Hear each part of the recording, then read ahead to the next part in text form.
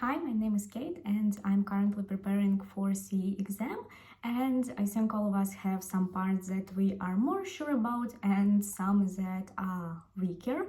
And for me, writing was the weakest part. I was so afraid of it. My score in mock exams was really low and I honestly just didn't understand what happened.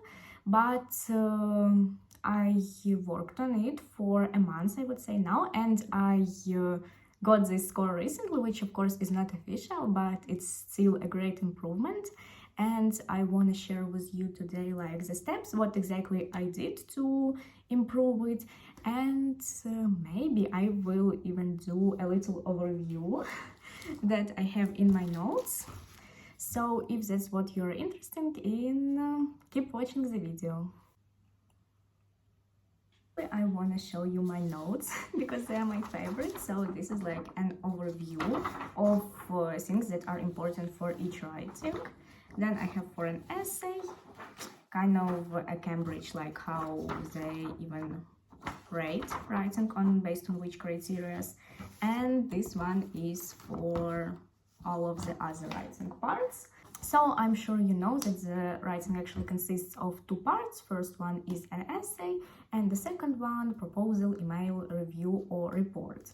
And I would really start by understanding the differences between all of them, like basically, so you can explain in your own words what is an email, what is a review, proposal, report, what is the difference between them, and for each of them, really understanding like the structure and what you should include like in each paragraph. And what is very useful for me is actually learning some useful structures by heart. I made this little like papers where I write useful phrases. I put it over my table so I can see it always and kind of memorize the structures automatically. Because it will probably just reduce me stress at an exam, that I know at least I got the structure and at least I included some useful phrases, even if I start panicking for other reasons. Then I think it is really important to understand what your mark actually consists of. Like, again, probably you know that there are 4 criteria, and I found this useful checklist on Cambridge actually, and I will try to link it down below where it explains every criteria, and then you can kind of have a checklist to check your writing.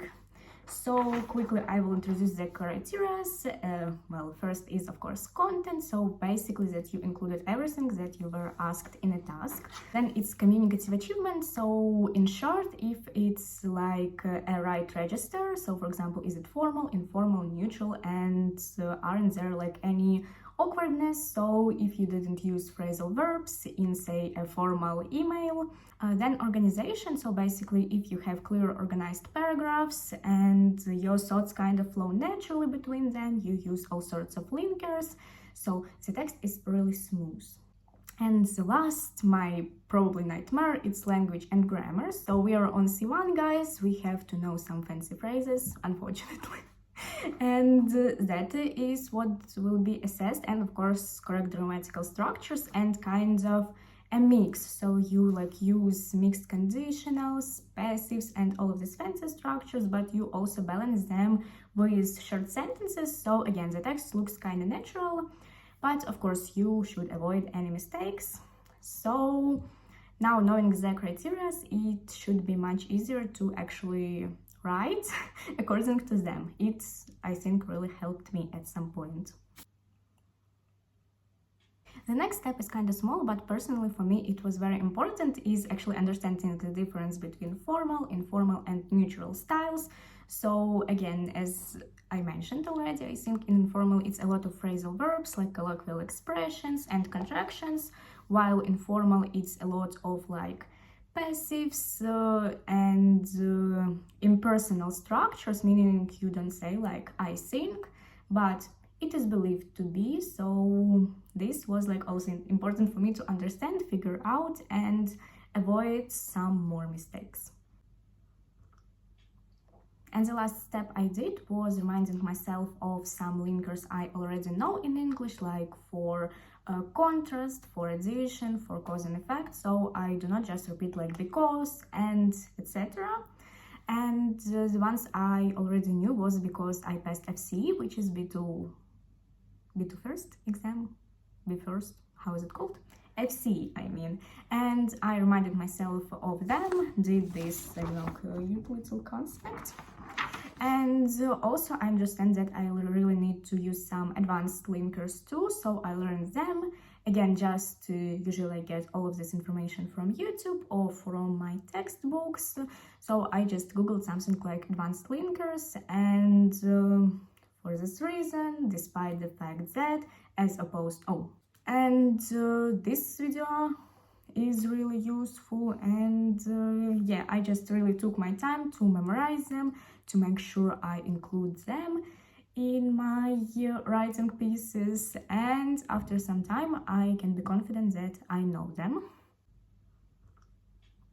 Of course, my preparation isn't finished yet. I have almost a month and a half, and I'm really going to focus on my vocabulary, so finding some fancy synonyms to words.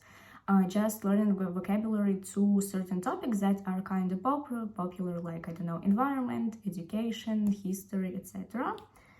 I actually have like a book for that, so hopefully I will do it really consistently and improve my writing even more.